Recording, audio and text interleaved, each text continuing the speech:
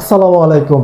একটা প্রবাসী যখন প্রবাসে যাওয়ার সিদ্ধান্ত নেয় তখন ফ্যামিলির মায়া, পরিবারের মায়া, দেশের মায়া, গ্রামের মায়া, বন্ধুদের মায়া, আত্মীয় স্বজনের মায়া ত্যাগ করে অনেক টাকার বিনিময়ে একটা প্রবাসী বিদেশ যায় স্বপ্ন পূরণ করার উদ্দেশ্যে। স্বপ্ন পূরণ ঠিকই হয়, কিন্তু প্রবাসীর না। যদি প্রবাসী কোনো কারণে বিয়ে করে প্রবাস জীবন বেছে নেয়, তাহলে স্বপ্ন পূরণ হয় কার? শ্বশুর বাড়ির আর বউ স্বপ্ন পূরণ হয়। প্রবাসী নিজের স্বপ্ন কখনোই পূরণ হয় না। প্রবাসী যখন বিদেশ চলে যায় তখন তার বউর তার বাড়িতে আর থাকতে মন চায় না। থাকতে মন চায় কোথায়? নিজের বাপের বাড়িতে। প্রবাসীকে ছলিয়ে বলিয়ে কৌশলে তার চোখে তার বাবা মাকে বানায় শত্রু, আর বউ হয়ে যায় আপন। বাবা মার নামে যতটা মিথ্যা কথা বলে বাবা মাকে খারাপ বানানো যায়, প্রবাসীর বউরা সেটাই করে। আর প্রবাসী তো অন্ধের মতো বিশ্বাস করে, কারণ বউ যেটা বলতেছে সেটা সত্য হতে পারে। বাবা মা শুধু টাকা কথা বলে, বউ টাকা কথা বলে না। বউ বলে যে আমাকে খরচের টাকা দিও। এভাবে একটা প্রবাসীকে ঠকিয়ে অনেক প্রবাসীর স্ত্রী আছে প্রবাসী জীবনটা ধ্বংস করে যায়।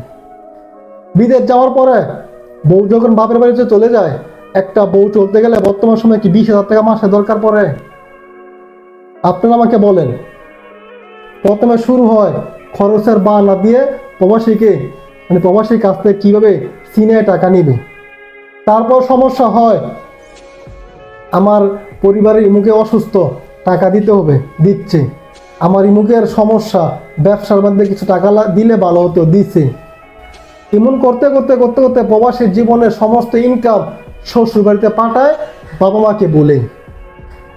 যখন সরজমিনে প্রবাসী দেশে আসার সময় হয়, যখন প্রবাসের থেকে দেশে আসে, এসে কিন্তু নিজের বাড়িতে ওঠে না, ওঠে কোথায়? শ্বশুর বাড়িতে।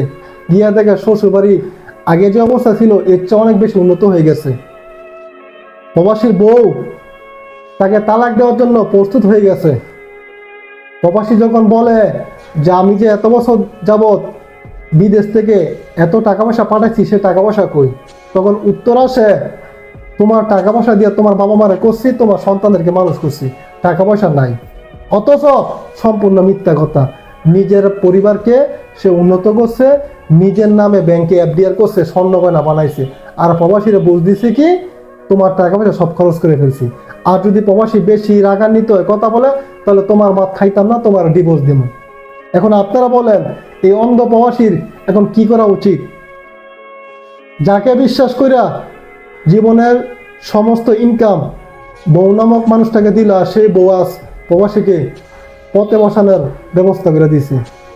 অনেক প্রবাসী আছে বউদেরকে ভালোবেসে বউর কাছে সম্পূর্ণ টাকা পয়সা পাঠায়, আর সেই টাকা পয়সা বউ নিয়ে কি করে? বাপের বাড়ি উন্নত করে, নিজে উন্নত হয়।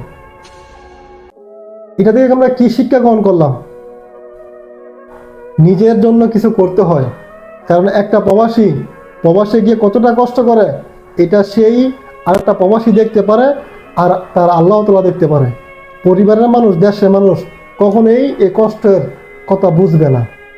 যারা প্রবাসে আছেন, নিজে কিছু করার চিন্তা করেন, পরিবারের খরচ দেন, বউকে বাপের বাড়িতে যেতে দিবেন না। নিজের বাড়িতে থাকতে পারলে থাকবে, না থাকলে নাই।